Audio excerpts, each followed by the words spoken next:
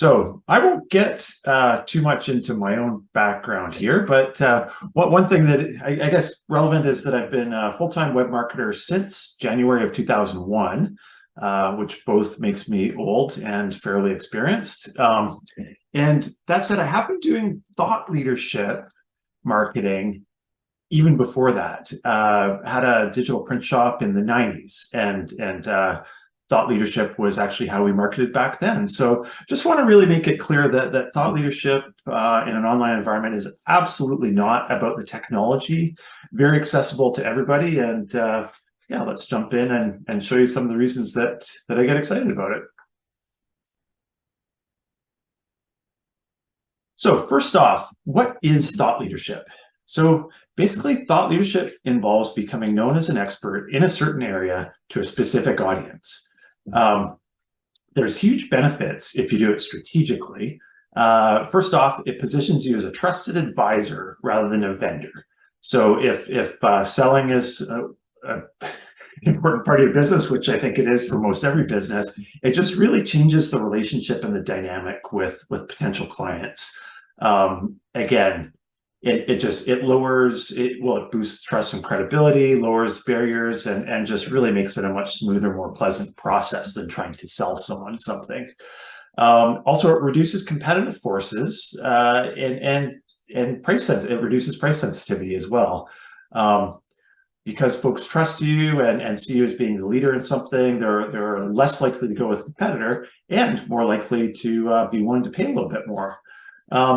Also, individually, really becoming a thought leader is one of the best things you can do for your career and also for your company, but it really does set you apart from your peers. And one funny note is thought leadership is actually awesome for introverts.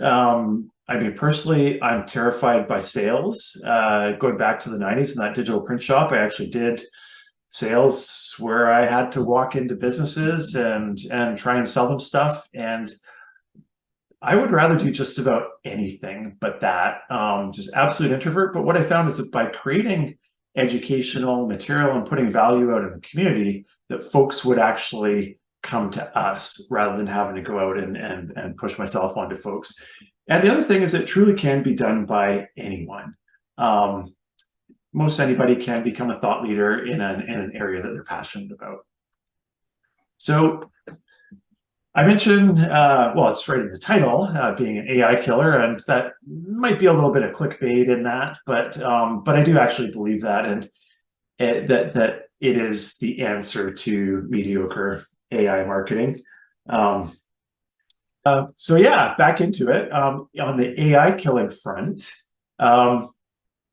so first off, AI is an absolutely amazing tool at creating okay content and even good content. You know, you might be able to create some great how-tos or assemble some information, but pretty much by definition, AI only summarizes current information.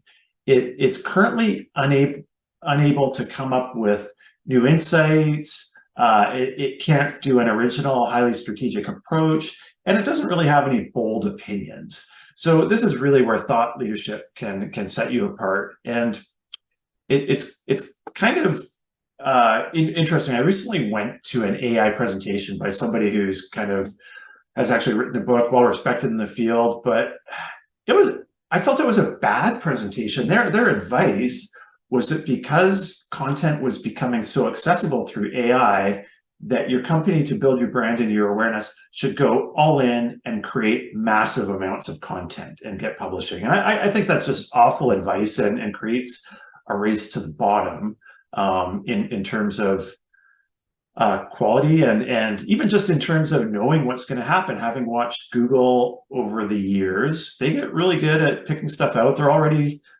treating AI content different than other original content, and they'll find other signals around it. So, I mean, for instance, populating your website with dozens or even hundreds of posts that are kind of mediocre AI created content, but if it doesn't have any engagement, Google's going to figure that out, and you're not going to get SEO traffic.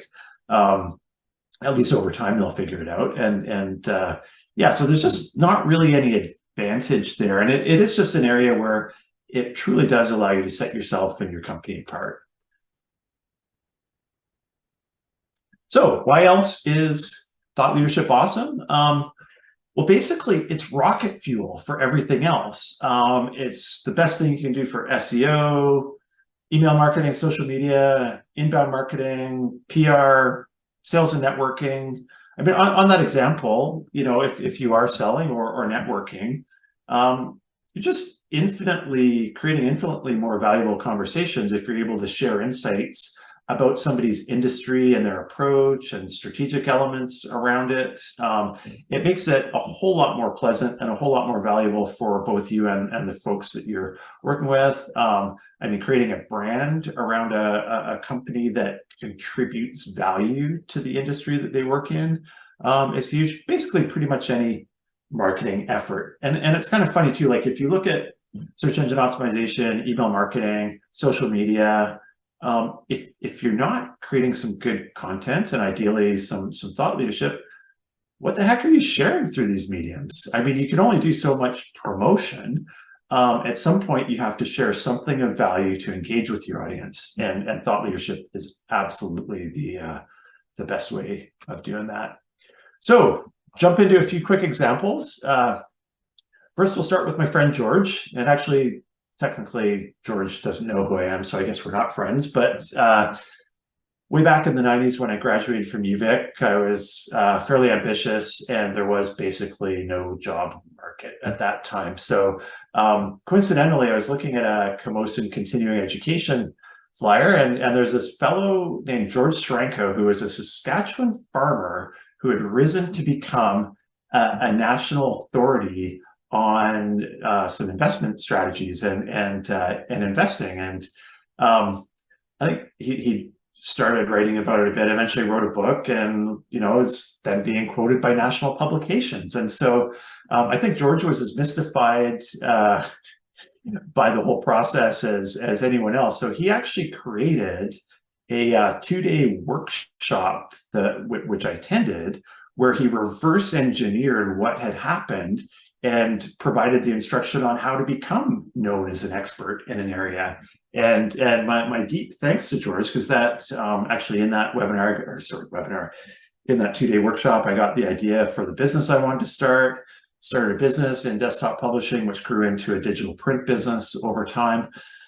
Not the best industry to get into, but George's help was huge. And then, yeah, in the 90s, I actually leveraged those knowledges and that knowledge, and still actually have saved a couple of the informational leaflets I created. The 7 deadly sins of desktop publishing and the top 10 tips for looking good and saving money in print. And again, this is back in the 90s when the internet was, I guess, just getting going. But these are the exact same principles that I use. In that example, I wrote some information, shared it in the graphic design community with some of the stuff, shared it in the business community, got to start speaking at business engagements. And again, not technology, just the exact same thing that we do now, except with the power of the web. And I will pat myself on the back and say that I actually opened one of these pamphlets in preparing for this webinar, and I was impressed. It was actually pretty good content. So anyhow, fast forward to 2007 when we launched Plus ROI. My thought at that point was, well, I have to get known in this community and find a way of my introvert self, find a way of making some sales. And sure enough, we jumped into, we got involved in Viatech, had an opportunity to start doing some talks, and then did a 3-day online marketing manager training program. And pretty much within a year of being there, was known as being an expert in digital marketing, which has just served us ridiculously well over the last 16 years. Hard to believe it's been that long. Another funny example, in around 2006, I was in a startup that was imploding. So basically all of us in the company at that time were kind of looking for our next thing, what we were going to do, kind of putting out some feelers, and one ambitious fellow that I worked with, in a matter of about 6 months, became known nationally on the topics of both startups and SEO. And I'll probably get some of it wrong, but I think mostly through blogging and then participating on specific business groups and forums related to those areas. But this is, and like, I'm not exaggerating, I don't think it could have been longer than 6 months that it took. And that was kind of ridiculously inspirational and just a wonderful example there. And he's actually on this call, so I'm going to leave it to him as to whether he raises his hand later and says hi. But yeah, another example, 2008, company called JER Envirotech, kind of an interesting one. They were a company that made recycled wood and plastic materials for use in the injection molding process. Very complex, and actually those recycled materials were hard to work with. So a colleague of mine actually introduced me to the CEO and told him that I was this online marketing whiz. And of course, in typical CEO fashion, he just said, okay, well, if you were me, what's the absolute best thing we should do? And so I asked him a few questions about what was going on in the company, what they were doing for marketing, what he had coming up. And he shared that he was having the opportunity to speak at an industry convention coming up. So with a bit of thought, what I suggested was that we did an in-depth white paper as to how to use their materials in the injection molding process, it was a difficult thing to do, but some companies were doing it very, very successfully. So that's exactly what we did. We created a white paper. And then what he did at the conference was he basically shared a summary of this white paper, educating people on how to use recycled materials in the injection molding process. And then we had a sign up for download on their website to download the full white paper. He did the presentation. We immediately got hundreds of signups for the download, went on to be featured. The white paper, we gave permission, of course, to the biggest industry publication on the continent that reached 60,000 people. They republished our white paper as a feature in the magazine. So long story short, very proud of that one and the folks I work with on that one. And they got hundreds of leads, they got national partnerships, new clients. So just a quick example of, again, the power if you do it strategically. HubSpot is a great example of a company. I mean, they did such a good job with inbound marketing and thought leadership and inbound marketing that some people think that they invented inbound marketing. Of course, it's been around long time, as we've discussed, even before the internet, but they did just a wonderful job. And they're a great example of a company that branded themselves as in thought leadership versus a person. A lot of companies, like I think of SEO, Moz.com, which there's a fellow named Rand, who is the sort of the poster child for that organization. He's not even there anymore, but he's still the most associated person with it. So HubSpot is an interesting example where they did make it about the company and not about individuals. Some pros and cons for doing it either way, which I'm happy to address later if folks are curious. And by the way, feel free to put any questions in the Q&A. If there's anything that I skip over or don't explain well, can answer those right away. And then otherwise, if it's a bit more in depth, we'll leave it till the session. Another example, local company called Avalon Accounting. I would highly recommend having a look at their blog and their website and their resources. I met Joe from Avalon, gosh, probably about 6 years ago now at a tech mixer.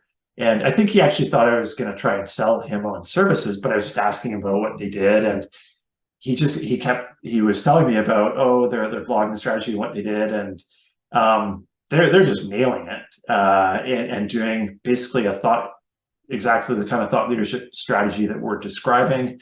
And I know from working with them personally that it's worked really well for them. It's done well for SEO. They get clients from it. It increases their brand, their awareness, their trust and credibility, all the things we've discussed, and is just yeah, huge for them. But worth mentioning, it did take a big commitment and some time for that to happen. Another example, there's a woman named Nicole who I've had the pleasure of getting to know quite well over some years. She's done a great example of harnessing change in an industry to become a thought leader. She has a company called AI Smart Marketing, which is a revamping of her marketing company. She saw what was happening and jumped in with both feet. And over a very short period of time is now speaking literally globally at events on the topic, and her business is just exploding. She's done really well with it. Yeah, and one funny thing about thought leadership is I actually can't think of any examples of somebody who's approached it meaningfully and had a bad experience. It really is hard to fail at it if you commit to doing it properly. So to succeed in it, again, first thing you have to do is commit to doing it. Then you kind of need to figure out your what, your who, and your why, which we'll cover in a second. And then you really need to get strategic about it. I have seen examples of people being experts on something that nobody really cares about. So that's not great. And then on the flip side, you can be an expert on something really important to many people, but if nobody knows, then it doesn't really matter. And I will just answer Nina's question about Nicole. And it's AI Smart Marketing is Nicole's company. So jumping back in. So the what, who, and why. This is an exercise, part of an exercise I did for a thought leadership workshop we did a couple of years ago. And so basically, if you're an individual looking at this, you basically just have to answer the question, or fill in the blanks rather. If I were perceived as an expert on blank by blank, I would benefit through blank. And what this looks like in practice, so for instance, you could be, I give a fitness, a gym example here, but it could be a trade or just about any kind of traditional business. If I were perceived as an expert on fitness in the greater Victoria community, I benefit from having inbound prospective members of my gym, and easier time closing clients, and eventually a much easier route to expansion into other cities. As an individual example, this might even be someone, thinking about their career, might say, if I were perceived as an expert on agile development in the software industry in Canada, I would benefit by having a better and faster opportunity of achieving a director level development position. And then another example, sort of a corporate example. If we were perceived as experts on CRM integration in the insurance industry, we would benefit through inbound leads for our integration services, higher margins, and a competitive advantage. So again, just a couple quick examples there. Now, to look at some considerations for the what to be an expert in, and most importantly, if you're not yet an expert, you want to kind of want to look at the strategy of first kind of narrowing things down a bit. Ideally, where there's not somebody competing as an expert, definitely the best opportunity, or at least in the audience that you're going after, there's not somebody already established as an expert in the topic. And so, for example, in the search engine optimization industry, it would be pretty darn challenging to become acknowledged as an overall SEO expert. That said, if you picked an industry, you could probably become an expert in that specific industry. And literally within months, you could look at a topic like video SEO or social SEO strategies and become an expert in that area. I mean, the video SEO one is a great example, because that's something that I still believe is way underdeveloped by most companies. Huge opportunities there. And I mean, I'm in the industry and I don't know who the expert is. Maybe I should become the expert. Sort of a funny note, but that would be totally viable following this plan that we're on. The other thing is too, if you're not a full-on expert yet, you can look at doing some content curation, which is a little bit similar to my colleague's strategy I mentioned earlier. And basically, though, for instance, again, we'll look at digital marketing. There's easily a million articles and posts floating around out there. 90+% of them are awful. But so that's where there's an opportunity to pick good content and curate it. And then it actually helps you get seen as an expert. And it's very helpful. Now, rather than talk about that too much, I'll just flip to our own blog, which hopefully is displaying. And so this is an example of a curated post, our digital marketing must reads for September. So in it, see what it is. It's a curated post where we've curated 3 great articles that we came across this month. One about people scanning online, web design SEO checklist, and then video transcripts boosting your SEO. Again, that video SEO thing. And essentially what we're doing is picking great posts, summarizing them briefly, and then preparing them. And so this is a win-win-win. For us, people appreciate it and see us as having even more expertise by sharing this sort of information. Readers don't have to sift through dozens of posts to find these few good ones. They are good. And they're presented directly, and they can trust that we're only posting stuff that is worth reading. And then it's also a win for the authors. Like, there's no downside. You can see here, we're not ripping anybody off. We're not stripping content out of we're not stripping content and republishing it. We're basically just providing a short, insightful description of what they're about and then linking to the full post. So some considerations for who, and in looking at your audience. Your who can involve many different factors. So for instance, geography is one. I mean, particularly if you're a traditional business, you probably want to get known directly within your industry. I mean, if you don't serve other cities, it might be nice if people in other cities know about you, but it's not going to get you business. You want to really focus on your own community, and then possibly, so there's the geography, there's demographics. So for instance, where people are at, are they homeowners? Are they parents? Are they expecting? All sorts of demographics that you can now target quite easily online. What are their what are their interests or hobbies? That'd be another area. Industry verticals is a very obvious one. Areas of specialty, another one. And one absolutely awesome thing about the internet age is that even niche interests typically have a fairly large addressable audience if it's on a global scale. So just about any topic you could think of, you can probably find and target some thousands of people who are interested in it. And again, find a way of becoming known as an expert in that group. So the consideration of why, which is another W. I mean, obviously, most of us are looking at this for business goals, for business reasons. We want to make money, we want to grow our business, whatever that is. But it is really critical not to ever let those goals or the why take priority over authenticity. You really do have to be passionate about your topic and be excited about your topic if you want to be an expert on it and actually achieve your goals through thought leadership. And it can seem tempting to take shortcuts, but you know what? You really do need to be an authentic expert and be passionate about it to get long-term success about it. And this is a lesson that some aggressive companies really do have a hard time learning. And I think not to pick on our US guests today, but I often find that US companies are a little more sales-driven.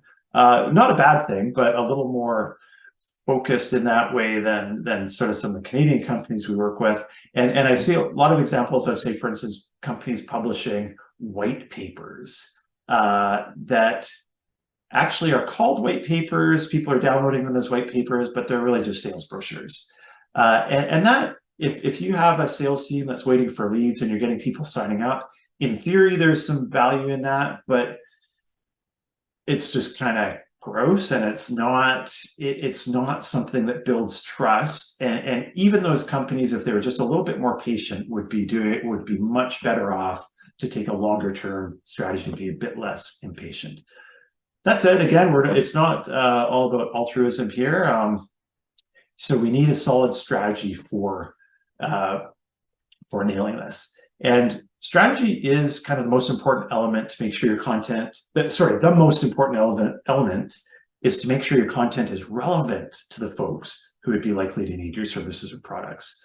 So you need that relevant content to attract people who will actually purchase from you. The next most important element is understanding how you're actually going to convert consumers of your content into customers. And it's funny because I'm kind of a hypocrite in saying that, in that we've never been as proactive as we should about contacting people through our thought leadership. And we've done seminars and webinars over the years, so we don't really follow up. But the great thing is that actually, historically, after we do an event, we have one or two people that approach us and say, hey, what would it look like to work together? That said, if you're in a company and looking to drive results, that's worked for us. But really what you should do is have a much more involved strategy around how you're going to get a sale. So somebody reads your content. What do they do next?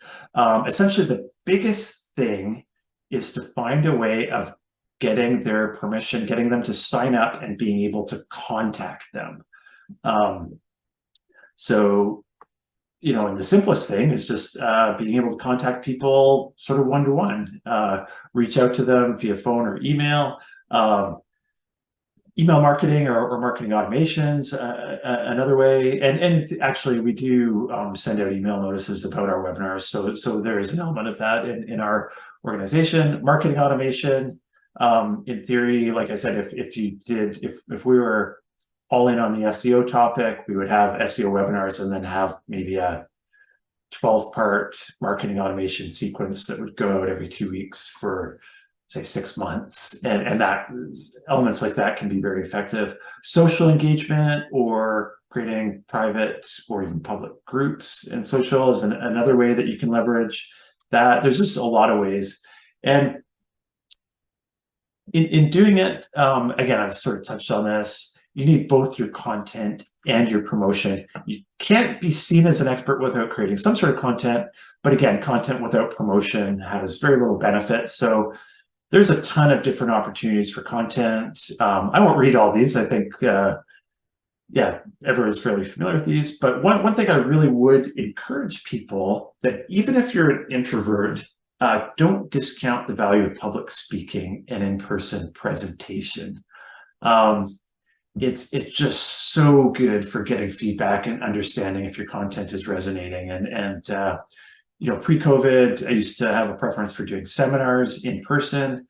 And well, first off, as an introvert, I used to be terrified of public speaking, but I did find that if it's a topic that I'm really comfortable with and feel like I am an expert on, and I present in a conversational tone, it's actually still gets some butterflies, but it's actually fun versus a rigid public speaking sort of thing. So I would encourage people to try it. And again, back in the seminar days, I would know how I was doing in my delivery based on how many people would look at their phone during the presentation. And that would be one big thing. And and just people's expressions, their questions afterwards, there's just nothing that replaces that. So I'd really encourage that, even if it is you can do a one-to-one presentation. If you have a 15-minute presentation on something of great insight and value, there's lots of folks that would love to hear it.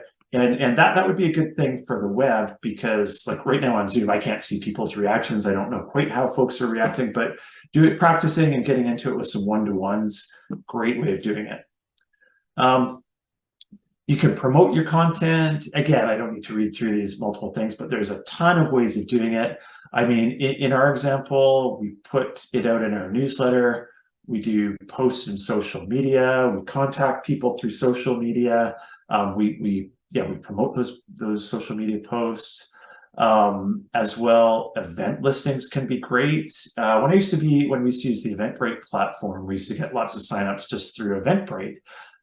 Was really lucky for this webinar in that our event was coming up just a few days after the last Viatech newsletter, and we actually got featured in the event listings right in the newsletter. So 10 people immediately signed up.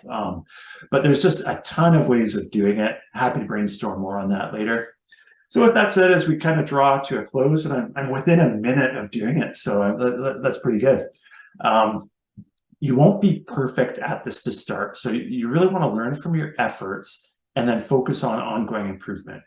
A huge thing of importance is it really helps to include your personal experience and some storytelling and some passion in your presentations if you want to engage people. Much different than kind of reading from a textbook or delivering a lesson. You actually want to engage and share. And lastly, I really like this one because it's worked well for us, is don't be afraid to have strong opinions. Don't worry about possibly offending a few people. By sharing your really strong opinions, it attracts like-minded people, the kind of people you want to work with, and it repels the kind of exact people that probably wouldn't work out too well with you or your organization. So again, definitely feel fairly strongly on that front. So next month, in our strategy, sort of informal strategy series we're going to do an advertising webinar. Don't have a link for that yet, but that will be available hopefully by the time we send out the video links next week.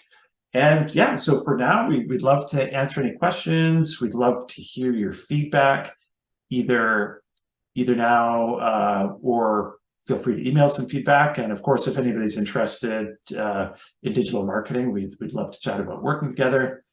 I'm really easy to track down on LinkedIn and love to connect with people that have engaged in our webinars.